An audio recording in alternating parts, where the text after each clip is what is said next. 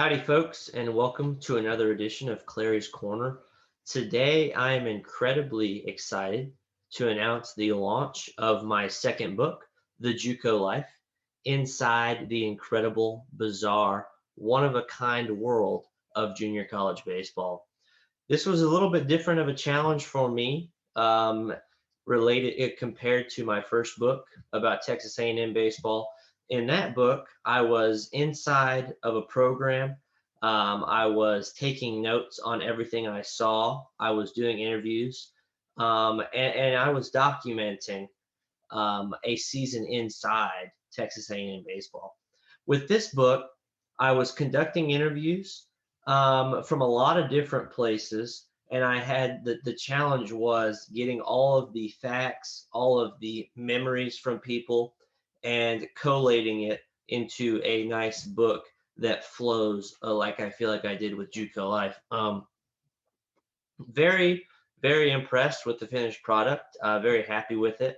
It follows four names that I'll throw at you that it follows: Jake Arrieta, Roger Clemens, Andy Pettit, Hunter Pence were four of the big names. I got to interview Pettit and Clemens personally for the book.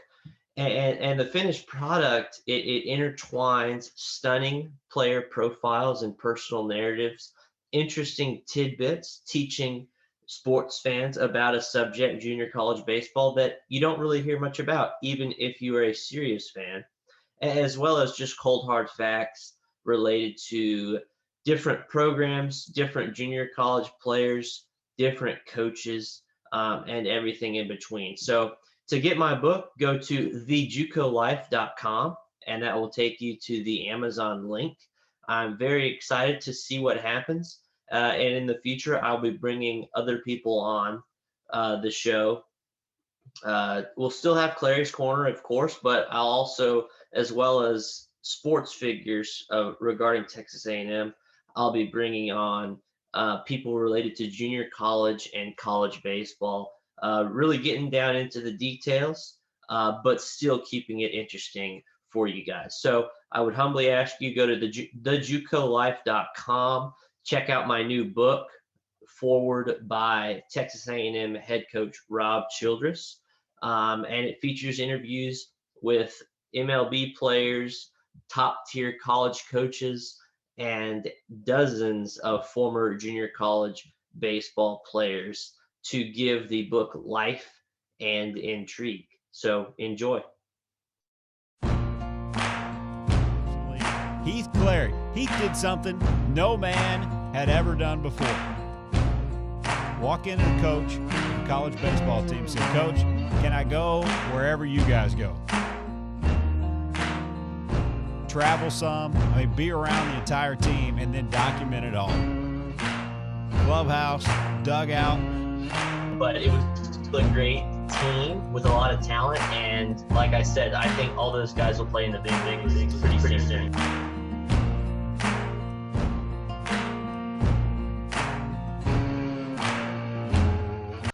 All right, we welcome in Texas A&M head coach Rob Childress. How's it going, Coach? It's great. How are you doing? Doing great. So today's the big day. We're going to launch the JUCO Life, my new book, which you were generous enough to write the foreword for. So, thank you for that, but also you might thank me for launching your writing career. I'm not sure if you have any plans for that. You're still a young man.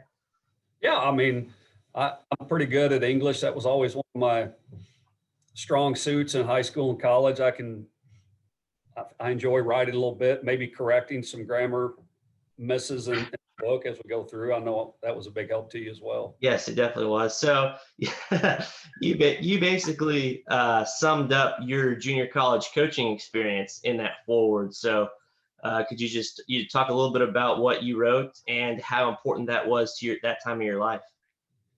When I look back and was reading that book, when you asked me to write a little forward for it brought back a lot of great memories, knowing that I knew throughout my junior and senior year in college that coaching was what I wanted to do. Sure, I wanted to play professional baseball, but I went to my pitching coach, Darren Clark, who's now the athletic director at New Mexico Junior College, and told him I wanted to coach. I'll go anywhere. I'll do anything.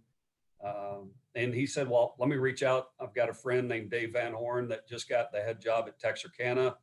He's looking for a pitching coach. And I actually went down and interviewed and had lunch with he and his wife, Karen, at the Catfish King during my senior year of college. And he offered me the job as I'm still playing my senior year. And he offered me $2,000 a year and the opportunity to go be Coach Childress. And the day after I graduated from college, I loaded up my truck, went and lived in the dorms, and got a job at a shipping shutter hinges. Ended up finding another job with UPS, waited tables at night, worked on my master's at night, and got to be Coach Childress. And, you know, Coach Van Horn and I had a lot of fun and won a lot of games, and, you know, certainly made a lot of mistakes being a junior college coach, but I was with somebody that allowed me to do that, and Dave Van Horn. And, you know, it's just fond memories and a lot of good players. I actually, small world, got to run across a couple of those guys. They're 40, 48, 49 years old that I coached at Texarkana a couple of weeks ago, getting to watch Max play in a Martin Luther King weekend tournament. So that was pretty cool. Right. Yeah. The $2,000 is what stuck out to me. $2,000 a year. So, I mean, was it a crazy time? Because you were coaching baseball, but you had all those other jobs too. Was it hard managing your time, or how did you do all that stuff? Oh, it was just what I was going to do. There wasn't even thought of it. I had no bills, nothing weighing me down. I had a 1970 Volkswagen Bug I rolled into Texarkana with. It was paid off, and just always was able to make ends meet. And, you know, Dave and I both worked on our masters at night, took the same classes with he and his wife, and we got through it together. And the UPS job was the home run for me, is that I got an opportunity to get up early, go to work at 4, get off at 9 or 10. And I was in the office the rest of the day, worked on my masters at night. A few days a week, I waited tables at a sports cafe, and that was just what we did. We had a lot of fun, didn't even think twice about it. What were you and Coach Van Horn like back then? I mean, it's junior college, right? Not really anybody watching y'all. Were y'all pretty crazy, or did y'all? I wasn't. Coach Van Horn was incredibly crazy. In fact, 2 weeks ago when I ran into a couple of those former players, I mean, to this day, these guys are 49 years old, scared to death of Coach Van Horn now. These guys are husbands, fathers, grandfathers, some of them, and they still have PTSD of playing for Coach Van Horn back at Texarkana. I even told him about it. I said, hey, these guys got PTSD, Dave. And that was a different time. We had a lot of fun and certainly won a lot of games, but I was giving Dave a little bit of a hard time about that too. Right. Is it crazy thinking back that, knowing what it was like back then, that both of y'all became high-profile SEC coaches?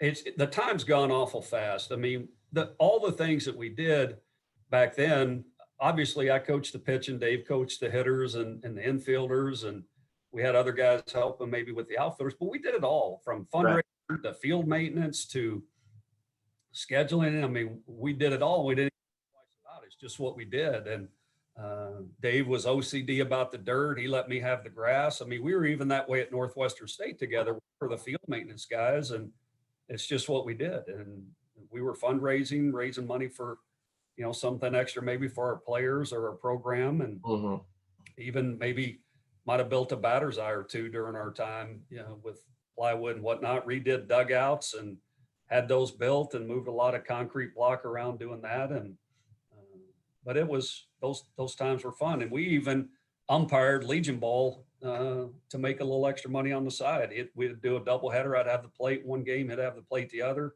Went down to Goodwill and bought gray slacks and blue shirts. I think we each spent about $1.50 on our umpire uniforms. Felt pretty good about it. Yeah. No, I mean, that's one of the chapters in the book. I talked about coaching and how it's kind of all inclusive, right? It's not like Division I where you can just focus on the baseball. You're doing everything. And how much does that help a young coach that you're just starting out, having to learn all the different areas of the program?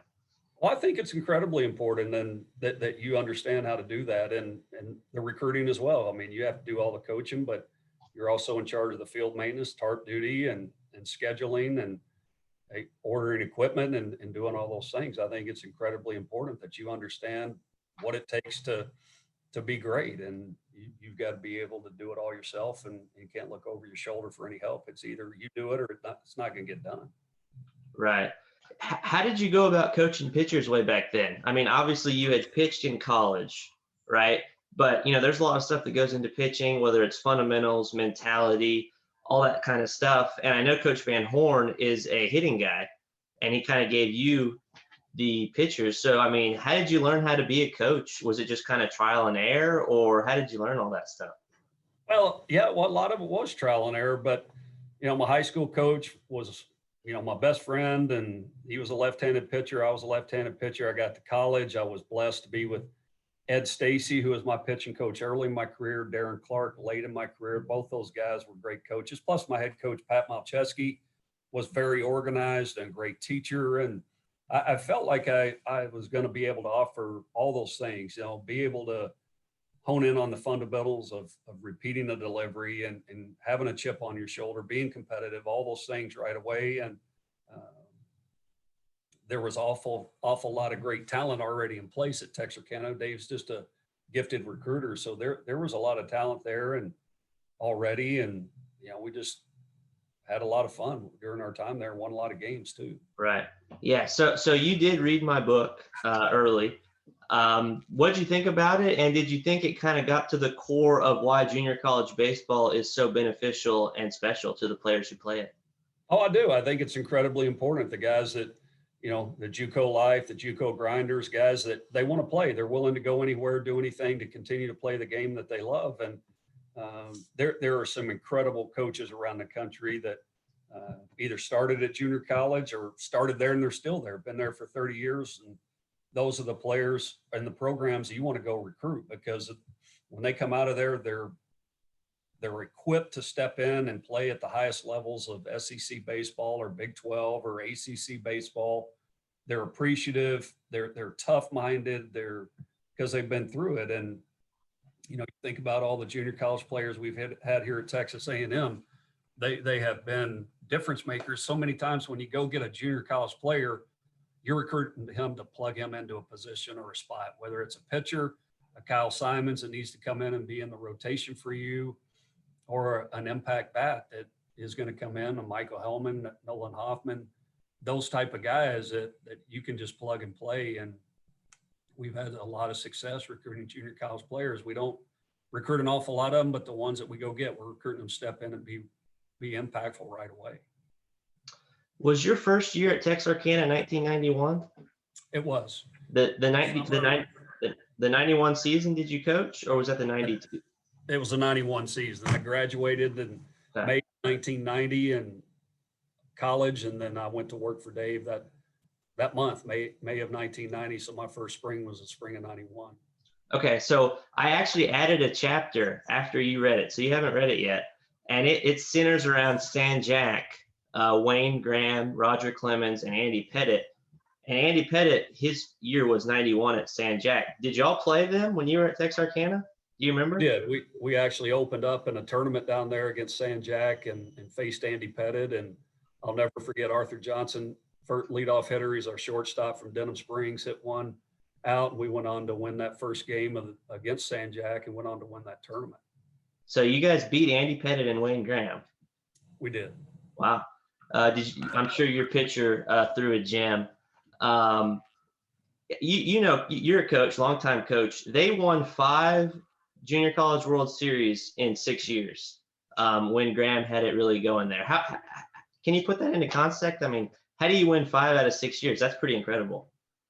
Well, Stan Jack, year in, year out, they are the best of the best in the state of Texas. They're in Houston, which is probably the mecca of high school baseball with great high school coaches. And you look back to Coach Graham had it, and he proved that over several decades, not just at Stan Jack, but at Rice as well. But Stan Jack, even after he left and moved on to Rice, and had such a Hall of Fame career at both places. And that program has continued to be the elite of the elite. And Tom Arrington is at the helm of that program now and has not missed a beat. It seems to be in Grand Junction each and every year with that team and that program, and national championships, and always, are in Grand Junction. Right. Another theme from the book is that even though there's no fanfare, not much attention, there's some damn good players who play there. Do you have any memories that stick out, either when you were recruiting or coaching junior college, where you saw a player that just didn't seem to belong? He was just so good that he stood out to you and just was great talent.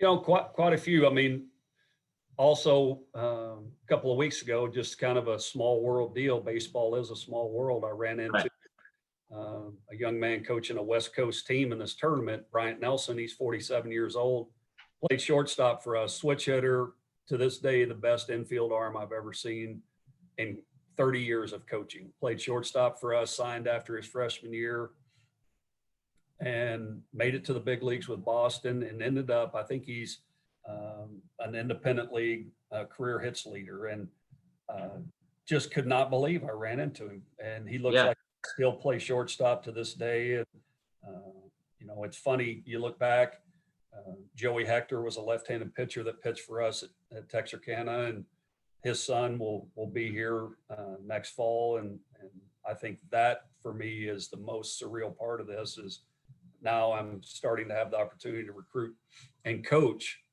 sons of kids that I've coached in the day. I don't know what that says about me. I'm only 41 years old, but those guys were pretty good players then. But to have the opportunity to coach their kids is going to be pretty cool.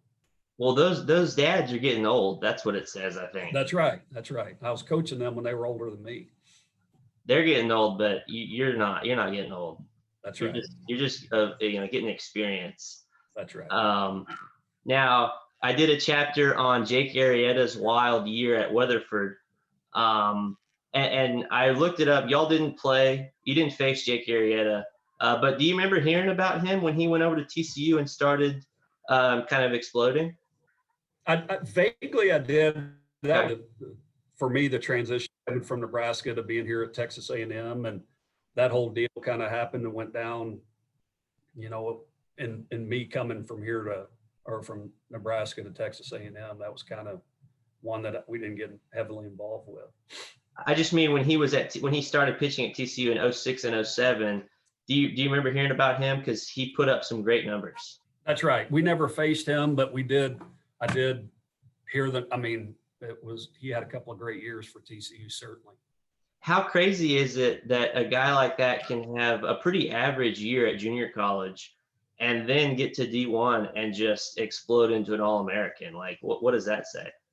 That's just a great thing about our sport. So many kids are they're on their own clock. Every kid is maturing physically and mentally and emotionally at different levels. And that sometimes when they focus in on one sport year round, they just physically make a jump, and one year they may grow 3 inches and put on 25 pounds. And all of a sudden now you have a different player, whether it's a hitter or a pitcher. And just like that, they blossom into something that, they always dreamed of. And it's a lot of hard work that maybe nobody realizes.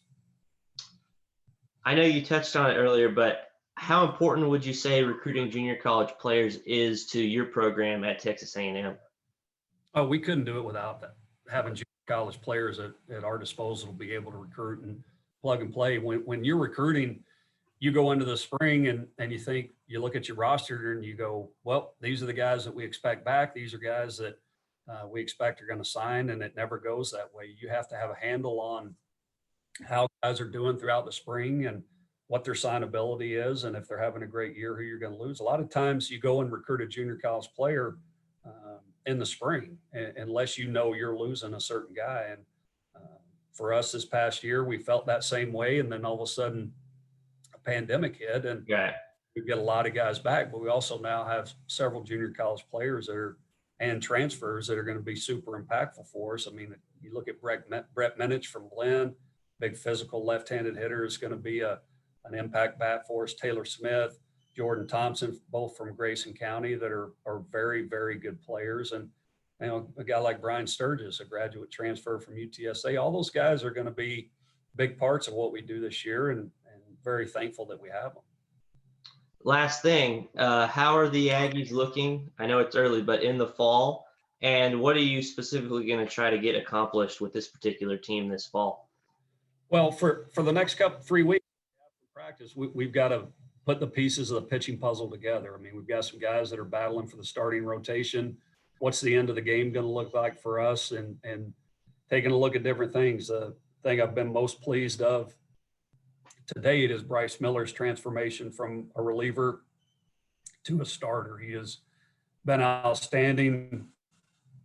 He's been very efficient. He's gotten us deep into his scrimmages and, not wasting pitches. He's gone from a fastball slider guy now utilizing the curveball and change quite a bit and Okay. starting rotation.